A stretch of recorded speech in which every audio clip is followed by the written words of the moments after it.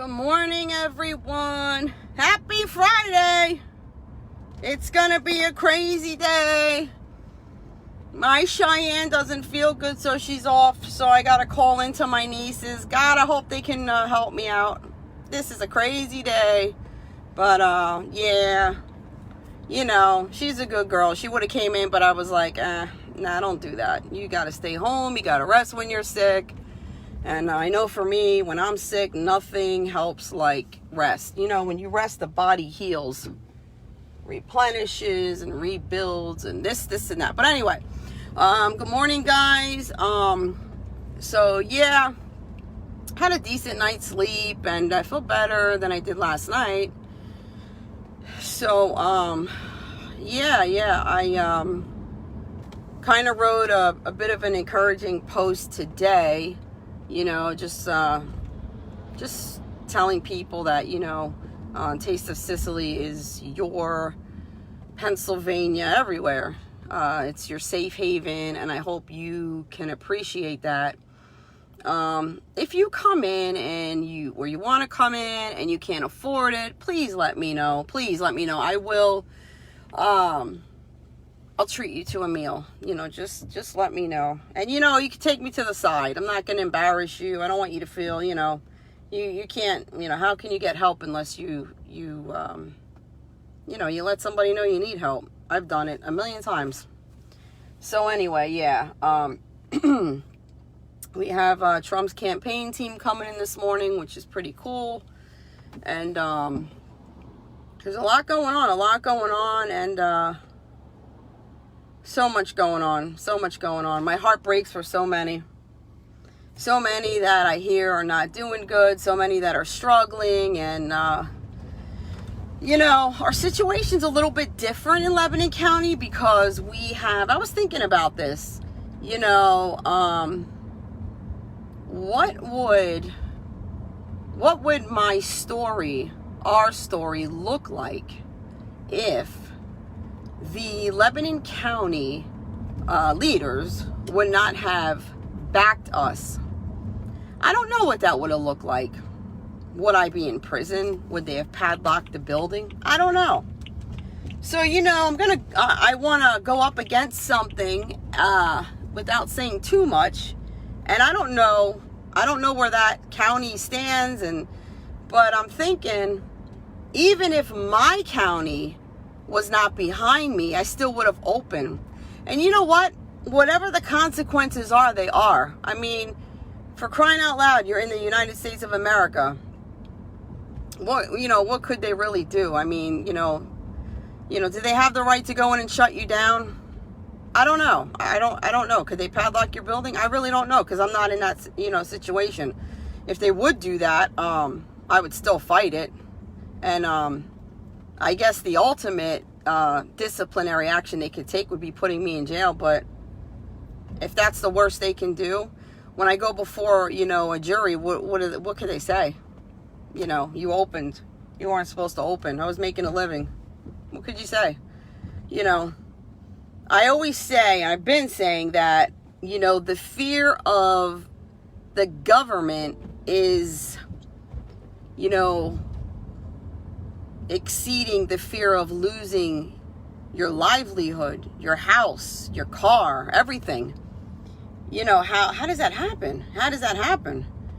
You know, I would rather walk against the government, and still have a home to go home to, a place to go home to, than, you know, lose everything. It's sad, but, you know, people are very paralyzed by fear. Like I said many times, I don't reside in that kind of fear. I don't know what that's like. And maybe, not even maybe, it is because I was forced, you know, I had some pretty crazy upbringing. You know, everyone's like, you know, you're so happy. You must have had a good life. Let me tell you something. I'm going to write a book, and we're going to include this chapter. And I went through some stuff, people, and I mean some stuff. And it's nothing compared to some people because, you know, someone has always gone through more than you. But, yeah, I've been through some stuff, but then it's like, you know what, though, that's where courage comes from. And, you know, you could choose to, you know, live like a victim or a survivor. I was never one of those people who said, oh, you know, I went through this and I went there. Let me tell you something. When I write my book, you're going to see I went through some stuff. It's not, you know, just some crazy stuff. And, but I never wanted pity. You know, I would rather have someone say, wow, and look at you now, rather than, oh my God, I feel so sorry for you. And I'm like, I don't want that. Don't pity me. I hate pity. I don't like that. You want to pity someone, pity the unborn baby who's being killed. That you can pity, but you don't pity me. I don't like that. You know, I've always looked at myself as a survivor, not a victim, not blaming somebody for where I am and where I'm not. I mean, God, we could all do that. Well, my parents got divorced when I was a year and a half, and because of this, I didn't have the love of a father. Nah, you know, you got to get over that. You got to stop blaming people, you know. You know, I talk to people, they're 40, they're in prison and this and that. Well, it's because of my upbringing. Really? Like, how long are you going to play that card? You got to stop that. You know, that's not cool. You know, when you're an adult, you got to take responsibility for, God, I made a whole lot of mistakes, and man, I own them. I have to. That's what challenges me. That's what makes me a better person. But anyway, so I don't know. So I was just thinking, like, when I was, you know, don't want to say too much, but anyway, had a conversation today on the phone about someone going through some stuff, and I'm like, you know, wow, what would my story look like if I didn't have the Lebanon County leaders behind me? I still would have. And I told my brother this. This is before our commissioner voted to go yellow when we were supposed to stay red, which is why this idiot governor is holding $13 million from Lebanon County. Yep. And but I told Mike, if they're not behind us, we still got to do this. You know, what am I going to do when I can't pay a bill? I'm going to call my my car company and be like, oh, you know, I can't pay my bill. Why? Well, you know, they wanted to keep us in the red, so I can't, I'm not doing that. That's ridiculous. It's ridiculous. So anyway, hey, Salim, how are you? I still didn't watch a video with you and my brother. I'll get there. Your past makes you stronger, not weaker. It builds you up, not tears you down. Absolutely. Do I still have some pain? Absolutely. There are things that will be burned in your brain forever. You forgive people. God has not given us the ability to forget. There's a reason for that. You know, when you make mistakes, if you just think about it, if you forgot it for the rest of your life, would you learn? No. There's a reason God doesn't have us forget. Although the Bible says he does forget, which is pretty awesome. He chooses to forget. But anyway, good morning, Alicia, Jana, Vicky. Good morning, Dave. Good morning, Rachel. Rachel, I haven't forgot about you. I'll figure out what we're going to do. Maybe like 2 weeks Monday, because I have a goal this Monday. We'll see if it pans out. God willing, right? Mary Sapak, good morning. Carol Bain, good morning. Dave, good morning, sis. Good morning, bro. Celeste Roman Sipos, good morning. Kathy Bowers, Michelle Rachel. Now I gotta drive. I get annoyed when I'm trying to read stuff and I gotta drive. It ticks me off. So, let me see here. Where are you located? I'll pick you up and take you. Oh, wait, sorry. I was reading something you wrote to somebody else. Good morning, Karen. Good morning, Judy. Thank you, Judy. It's gonna be a challenging day. It's Friday. I'm already down one worker. Yeah, I don't know how this is gonna go down, but what are you gonna do? Good morning, Zena. How are you? You guys still serve delicious pizza. Thanks, Salim. Hi from your friends in the Poconos. We love you and we stand with you. Thank you so much. Susie Q. Awesome. Agree. You can't let life crush you. No. You got to use those experiences to make you better. Like I said, I'm going to write a book. And, God, when I have time. But I have an awesome testimony. I really do. You know, I always say that I had a painful childhood, but God has given me such an amazing adulthood, you know. even up until I got married, God brought an amazing man into my life, and the marriage ended, and that's okay. We've always remained friends. He's an amazing man. I respect him. We've always stayed friends. And, now I'm kind of going through other things in life. And, they say new levels, new devils. With each, great calling comes an awesome responsibility to make, amazing new decisions and choices. And it's a lot, but... part of being an adult, this adulting thing ain't easy, right? Yeah, but, yeah, I've learned a lot through life, says Jennifer. Yeah, you gotta learn. I was telling my brother Mike this the other day, because my brother Mike went through a very painful divorce, and it was a 2-year battle, and I know he doesn't mind me sharing this because he shared it a million times. Actually, I'll explain it a lot nicer than he will, because he goes crazy. But, I spoke to someone who, they've been divorced for a long time. And, the pain that they had, you would think that their husband, or in this matter, I'll say, well, husband or wife, would had just left. My brother Mike says, man, but sis, that's a long time. They're still carrying that. I said, here's the thing. And this is so true. Whether you were cheated on and you carry that hurt with you, whether you were beaten by your parents, whatever it is, whatever caused that pain, you see people carrying this pain around and you're like, man, that was like 40 years ago. And I know people like that. I'm very close to people like that. I'm related to people like that. And here's the thing. When you experience something so traumatic, if you do not deal with it almost immediately, you carry that pain with you. You never get over it. And you don't forgive. And you're walking around like a hurt puppy. And that's the truth. That's why when someone is hurt, you gotta deal with it like as soon as, and I get it, you have that time where, it hurts. I mean, it really hurts. I got a freaking ambulance behind me. Wow. Bless that person. I hate seeing that stuff. But, so, yeah, so, but that's the thing. Like, I've talked to people like that. Like, my wife left me 40 years ago and I was never able to move on. I'm like, why would you let that person destroy you for that long? How does that happen? How does that happen? So, little bit of information here. I had I went through some pretty crappy stuff. And so, when I became a Christian at the age of 18, I battled major depression, major insecurity, major jealousy, because your childhood, sets the stage for your adulthood, right? That's why I always say, your childhood is the most important part of your life.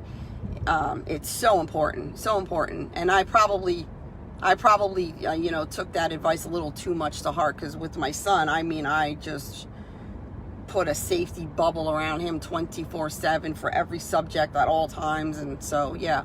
But anyway,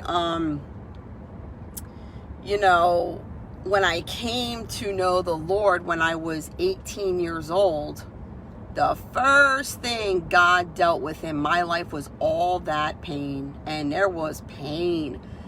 Nights that I would cry until 2 a.m. And then my ex-husband, who I was with at the time, helped me get through that. And he was like, all right, Christine, you're just going to lay here and you're just going to... And I laid on the bed and he was sitting next to me and he's like, let's draw out all that poison.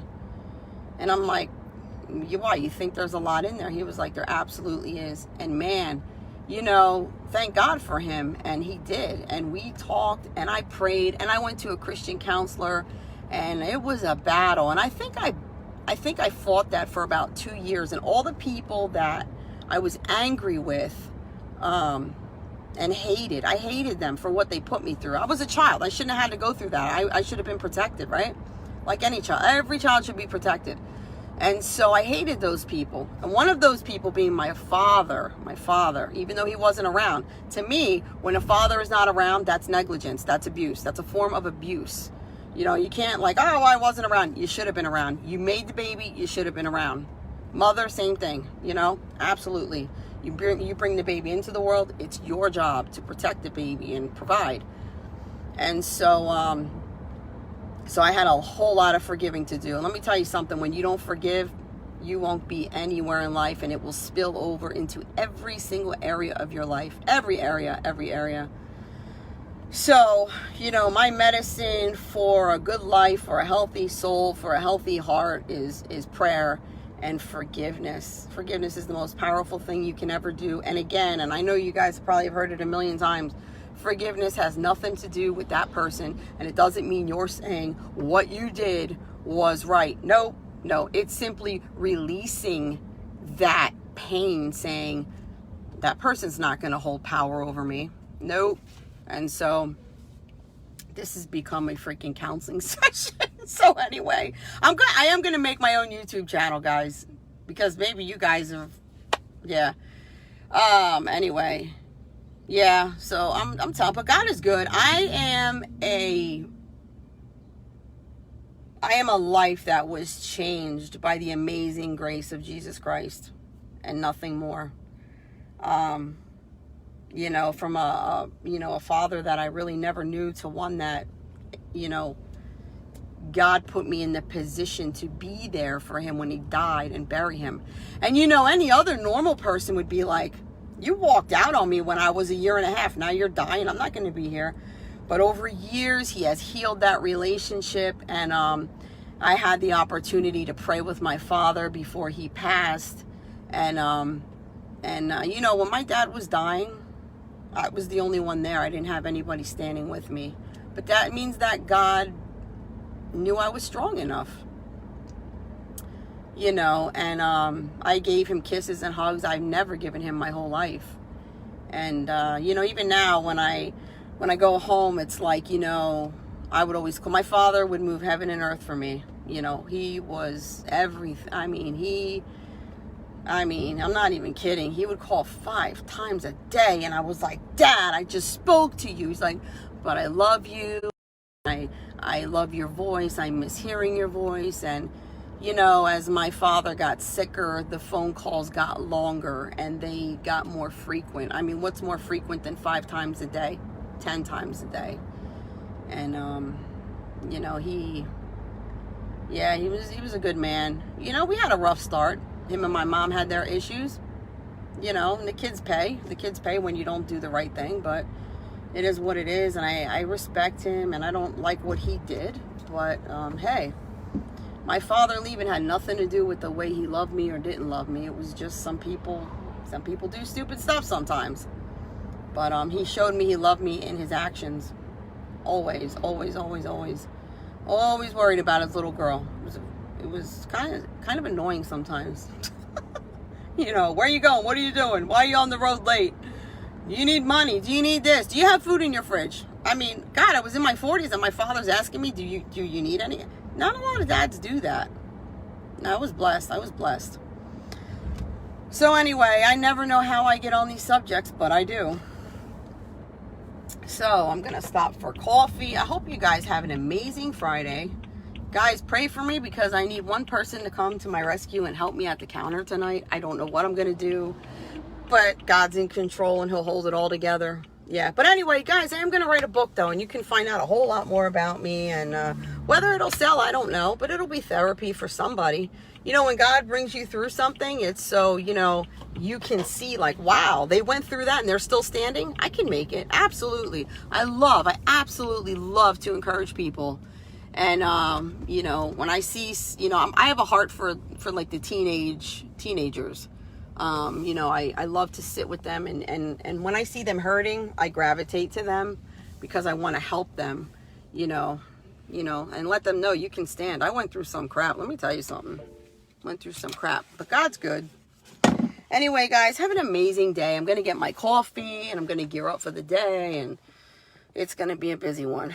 So anyway, if you come in today, please say hello. We can get a picture if you want. You can, you know, hug, kiss, all that good stuff, guys. All right. I love you guys. Have an amazing day.